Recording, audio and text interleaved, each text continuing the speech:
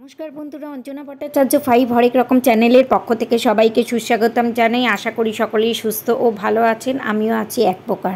আজকে চলে এসেছি এই যে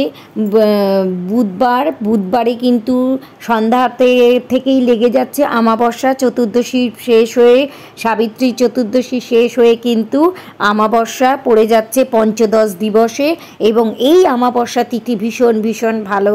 এই তিথিতে কিন্তু ফলহারিণীর পুজো হয়। আমরা কেন ফলহারিণীর পুজো করি এবং এই ফলহারিণীর পুজো কিভাবে করলে সঠিক পথে এগানো যায় এবং সংসারের আয় পয় উন্নতি হয় এবং মানুষের মঙ্গল হয়, আমি আজকে সেই সম্বন্ধেই বলবো। ছোট্ট দুটো টিপস বলবো, সেইগুলো যদি ফলো করা যায় না, খুব ভালো হয়। প্রতি বছর এইগুলো একটা আজকে ফলহারিণীর দিন যেটা করবেন সেটা সারা বছর থাকবে, আবার নেক্সট বছরের ফলহারিণীতে ওইভাবে করবেন, সারা বছর আপনি সম্পূর্ণভাবে সুস্থ এবং ভালো থাকবেন। এটা হচ্ছে মায়ের কৃপা থাকে। যে কোনো একটা জিনিস একবার করে সারা জীবন চালানো যায় না, সেটাকে রেনোভেট যেমন প্রত্যেকটা বিষয় করতে হয়, সেরকম এই যে পুজোও কিন্তু ওই রকম থাকে। এক একটা জিনিসের এক একটা সময়ে বাধা থাকে যে এই জিনিসটা করেছে এত দিন পর্যন্ত এর সুফলটা পাবে। তো আসুন বলছি, ফলহারিণীর দিন 5 রকম ফল দিয়ে মাকে পুজো দিতে হবে। আর যদি সাধ্য না থাকে তাহলে 1 রকম মিষ্টি দিতে পারেন, যদি সাধ্য থাকে তাহলে 5 রকম মিষ্টি দিয়ে পুজো দেওয়া যেতেই পারে। এইটা হচ্ছে গিয়ে যে যার মনের ব্যক্তিগত ব্যাপার এবং মনের ভক্তি ও শ্রদ্ধা। যে একেবারে 5টাই দিলে আমার ফল হবে তা কিন্তু নয়। মা কিন্তু সবার, সকল প্রাণীর, সকল মানুষের মা, সবার মা ভক্তি চায়, মা আর অন্য কিছু চায় না। মনের ভক্তি দিয়ে মাকে যদি ডাকা যায়, যে কোনো দেবদেবীকে ডাকা যায় যদি, তো আপনি যদি 1 পা এগোন, ভগবান আপনার কাছে 99 পা এগিয়ে এসে আপনাকে কৃপা দেবে, আশীর্বাদ দেবে। আজকে বলছি, প্রথম কথা হচ্ছে 5 রকম ফল দিয়ে মাকে অতি অবশ্যই পুজোটা দেবেন। আর যথাসাধ্য একটা যে পঞ্চমুখী জবা নয়, মা ভীষণ পছন্দ করে এমনি জবা, প্লেন জবার মালা দেবেন। আর যদি মালা না পান তাহলে অতি অবশ্যই একটি জবা ফুল দিয়ে একটি নিখুঁত বেলপাতা, সেই বেলপাতার মধ্যে যেন কোনো কিছু দাগ, কোনো কিছু না থাকে, নিখুঁত বেলপাতা দিয়ে মায়ের পায়ে আপনি নিজে হাতে অর্পণ করুন। ওং ক্রিং কালিকায় নমঃ, ওং ক্রিং কালিকায় নমঃ। এই বীজ মন্ত্র বললেই কিন্তু মা খুব খুশি হবে। কোনো পুরোহিত, কোনো কিছু দরকার নেই। আপনার বাড়িতে আপনি নিজে ভক্তি সহকারে পুজো করুন, দেখবেন মা আপনাকে সত্যি কৃপা এবং আশীর্বাদ দিচ্ছে।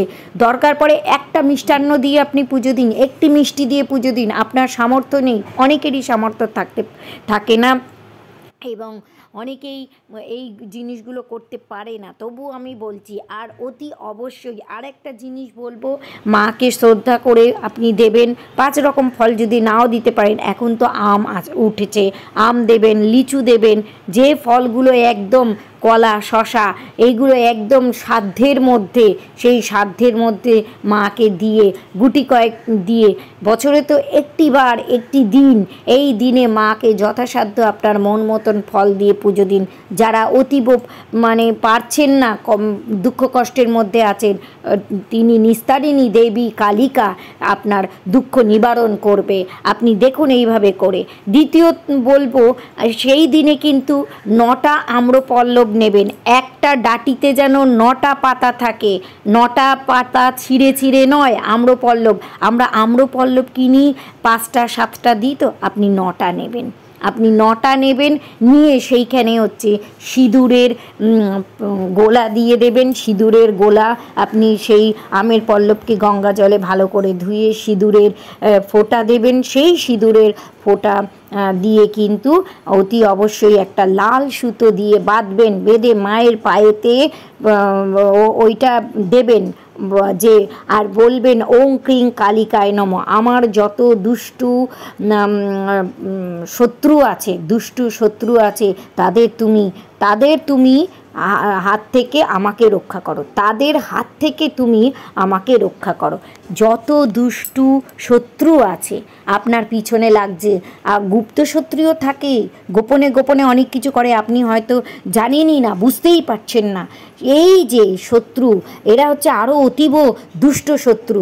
এই দুষ্ট শত্রুর হাত থেকে মাগো আমাকে রক্ষা করো বলে লাল সুতো দিয়ে বেঁধে আপনি মায়ের চরণে পুজো করার পরে অতি অবশ্যই দরজার বাঁ দিকে আপনি ঝুলিয়ে দিন, দরজার বাঁ দিকে ঝুলিয়ে দিন, এবং 1 সপ্তাহ পর আপনি ওটা গঙ্গার জলে ফেলে দেবেন, কিংবা কোনো ভালো জায়গায় ফেলবেন, যে জায়গায় কিনা কোনো পা লাগে না, কারুর কোনো পা লাগে না, সেই জায়গায় ফেলুন। দেখবেন আপনার উন্নতি তো হবেই, এবং গুপ্ত শত্রু আপনাকে কোনো কিছু করতে পারবে না।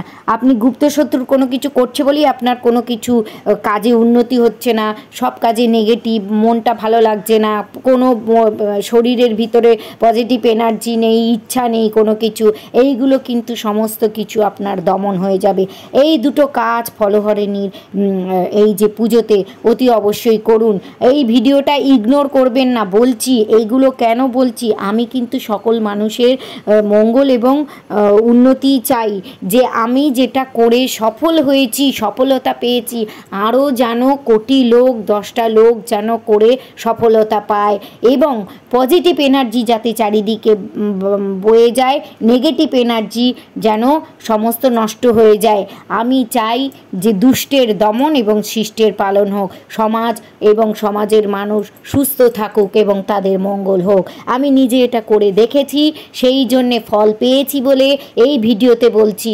আর অতি অবশ্যই সবাই এই ভিডিওটা লাইক করবেন, শেয়ার করবেন, আর সাবস্ক্রাইব অতি অবশ্যই করবেন।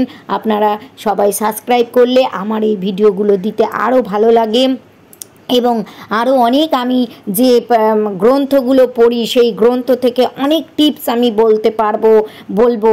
আমার আরও তখন আনন্দ লাগবে যে আপনারা আমার সঙ্গে আছেন, সহযোগিতা করছেন।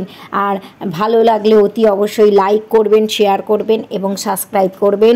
আর এই দুটো জিনিস এই ফলহারিণীর দিন অতি অবশ্যই করুন। দেখবেন গুপ্ত শত্রু গোপনে গোপনে আপনাকে যে চেপে রেখেছে, পদদলিত করছে, তারা কিন্তু একেবারে সেই শক্তিহীন হয়ে যাবে।